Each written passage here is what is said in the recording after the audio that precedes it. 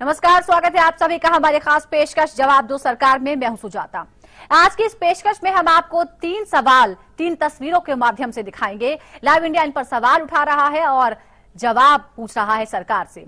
3 तस्वीरें आपको दिखाते हैं। 3 खबरें अलग अलग प्रदेशों की है। दिल्ली की सबसे पहले बात होगी, जहां जन लोकपाल को लेकर प्रशांत भूषण और योगेंद्र यादव ने प्रदर्शन किया। भूषण पहले ही इसे जोगपाल बता चुके हैं। सवाल यह है कि क्या जन लोकपाल के नाम पर केजरीवाल जनता को धोखा दे रहे हैं।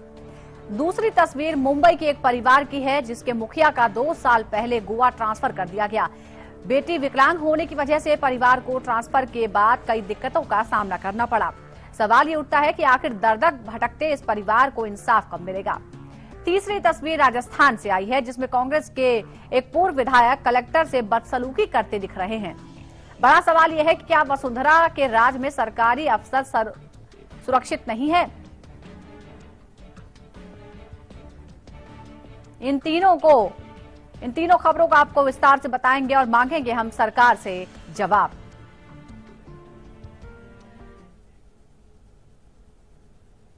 सबसे पहले बात करते हैं दिल्ली में जन लोकपाल के जंग की।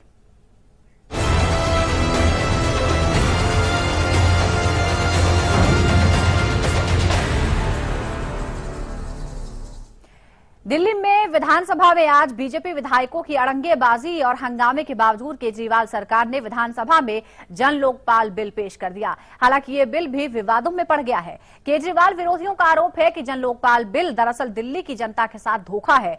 इसके खिलाफ उन्होंने विधानसभा के बाहर प्रदर्शन भी किया।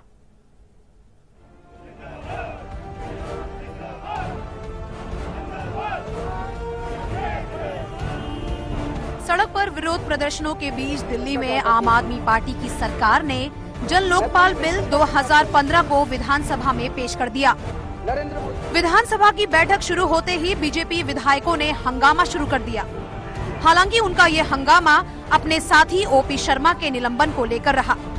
माना जा रहा है कि उनका असल मकसद जन लोकपाल बिल को रोकना रहा, लेकिन केजरी सरकार भी तैयारी में रही।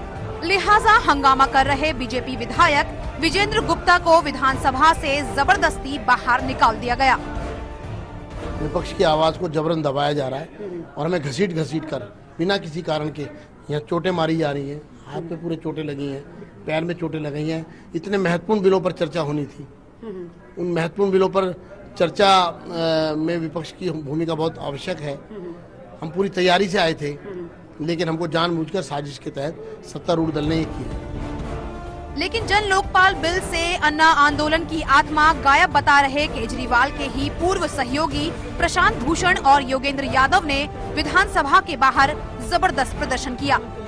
स्वराज अभियान के बैनर तले विरोध कर रहे प्रशांत और योगेंद्र को पुलिस ने हिरासत में ले लिया। दोनों नेताओं ने केजरीवाल सरकार के जन लोकपाल बिल को धोखा करार दिया है।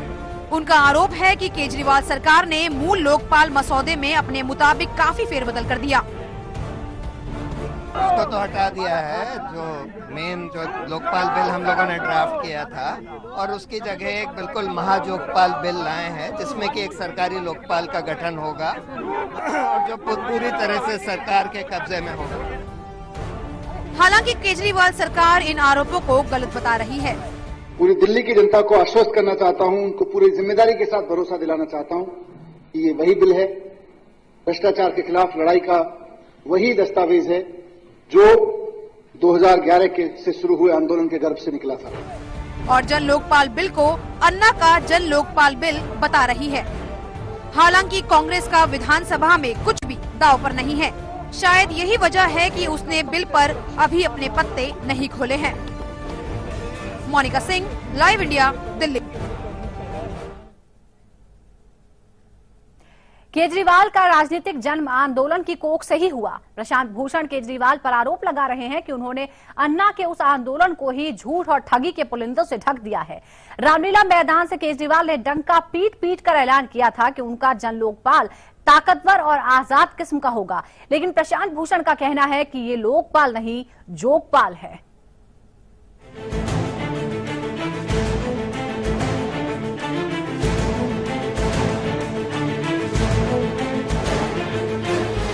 केजरीवाल ने कहा था कि जन लोकपाल की नियुक्ति नेताओं की मर्जी से नहीं होगी। मतलब राजनीतिज्ञों से लोकपाल को मुक्त रखा जाएगा। पर अब देखिए केजरीवाल के नए बिल में क्या है। दिल्ली सरकार के प्रस्तावित बिल में लोकपाल को नियुक्त करने वाली समिति में 4 में से 3 लोग राजनीतिक पार्टी के होंगे। मतलब लोकपाल की होगी राजनीतिक बहाली, यानी अपने पॉकेट में रखने वाले लोकपाल की नियुक्ति की कोशिश। केजरीवाल ने पहले कहा था कि जन लोकपाल को सिर्फ सुप्रीम कोर्ट हटा सकता है। अब केजरीवाल कह रहे हैं कि जन लोकपाल को विधानसभा 2/3 बहुमत से हटा सकती है। यानी अगर केजरीवाल जी जन लोकपाल से मनमाफिक काम नहीं करवा पाए तो उसे आसानी से हटा सकते हैं। जन लोकपाल के आंदोलन का मूल आधार ये था कि सरकार से बिल्कुल स्वतंत्र लोकपाल बने, जिसका चयन सरकार से स्वतंत्र हो, जिसका चयन पारदर्शी हो, जिसका कंट्रोल सरकार के पास ना हो, यानी कि लोकपाल को हटाने की पावर सरकार के पास ना हो। जब ये 2015 वाला लोकपाल बिल जो इन्होंने कैबिनेट से पास किया है कुछ दिन पहले, उसको जब देखा तो ये देखा कि लोकपाल की चयन समिति सरकार के ही द्वारा डोमिनेटेड है। उसमें से 4 में से 3 लोग तो पॉलिटिशियंस हैं और 2 लोग सरकार के हैं, यानी चीफ मिनिस्टर और स्पीकर। उसमें कोई सर्च कमेटी, कोई पारदर्शिता नहीं है। अब आपको बारीकी से समझाते हैं कि केजरीवाल के लोकपाल का आखिर विरोध क्यों हो रहा है। क्या फर्क है साल 2011, 2014 और 2015 के लोकपाल में। लोकपाल चुनाव समिति में फर्क। 2011 के मसौदे में इसकी 7 सदस्यीय समिति में एक सरकारी प्रतिनिधि सहित 2 नेता शामिल होने की बात कही गई थी। जब केजरीवाल सरकार में आए तो साल 2014 में कहा गया कि लोकपाल में 7 सदस्यीय समिति में एक सरकारी प्रतिनिधि सहित 2 नेता शामिल होंगे। लेकिन अब साल 2015 में इसमें बदलाव कर 2 सरकारी प्रतिनिधि सहित 3 नेता होने की बात कही गई है। 526 करोड़ जो प्रोपेगेंडा के लिए जो बजट बनाया कि 526 करोड़ इसलिए बनाया गया कि कुछ भी झूठ बोल दो, कुछ भी झूठ चला दो।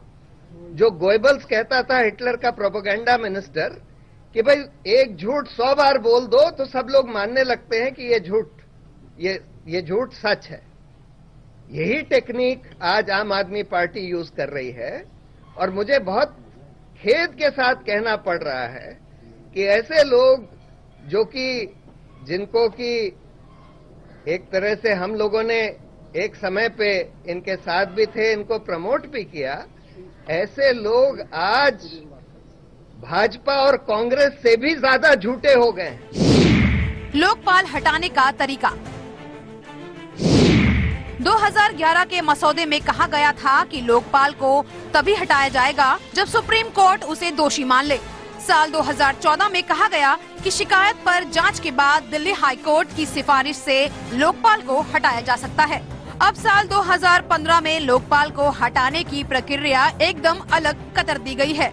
इसके मुताबिक दिल्ली विधानसभा में 2/3 बहुमत से प्रस्ताव पास करने पर लोकपाल को हटाया जा सकता है।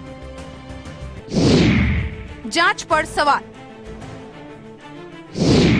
2011 में कहा गया था कि लोकपाल एक स्वतंत्र जांच एजेंसी होगी, जिसके बाद 2014 के मसौदे में कहा गया कि लोकपाल से शिकायत के बाद अलग इन्वेस्टिगेशन विंग जांच करेगा।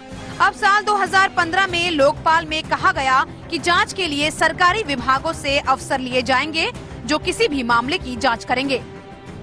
सब में ये साफ था कि भाई चयन जो है लोकपाल का पारदर्शी होगा, सर्च कमेटी बनेगी, पारदर्शिता होगी, सिलेक्शन कमेटी में सरकार के बहुत कम लोग होंगे, पॉलिटिकल क्लास के बहुत कम लोग होंगे।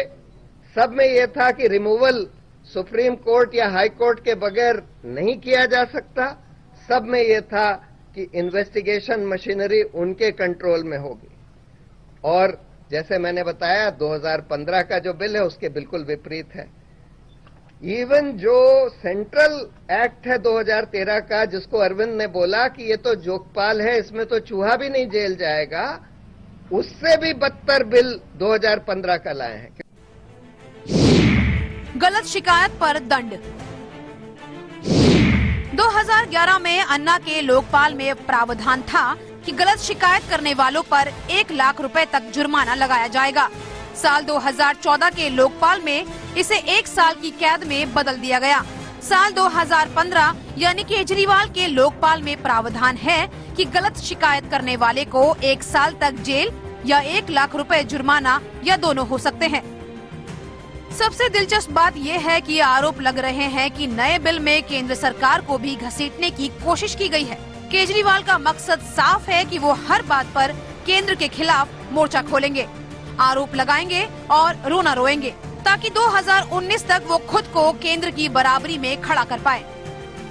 सत्ता में आते ही समीकरण किस कदर बदलते हैं, इसका जीता जागता उदाहरण है जन लोकपाल बिल। ये वही बिल है कि जब केजरीवाल आंदोलनकारी थे तब वो सरकार की दखल अंदाजी को कतई बर्दाश्त नहीं करते थे, लेकिन जैसे ही सरकार में आए तो अब इस बात की दलील देते नहीं थक रहे हैं। कैमरामैन अमित माचो के साथ मोनिका सिंह, लाइव इंडिया, दिल्ली।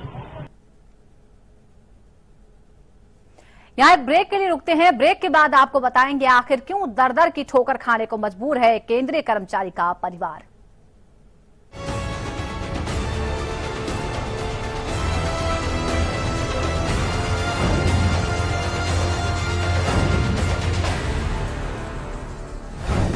फौज की वर्दी में जासूस,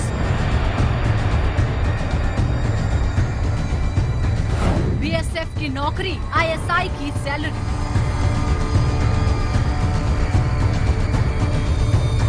आईएसआई का मिशन तबाही।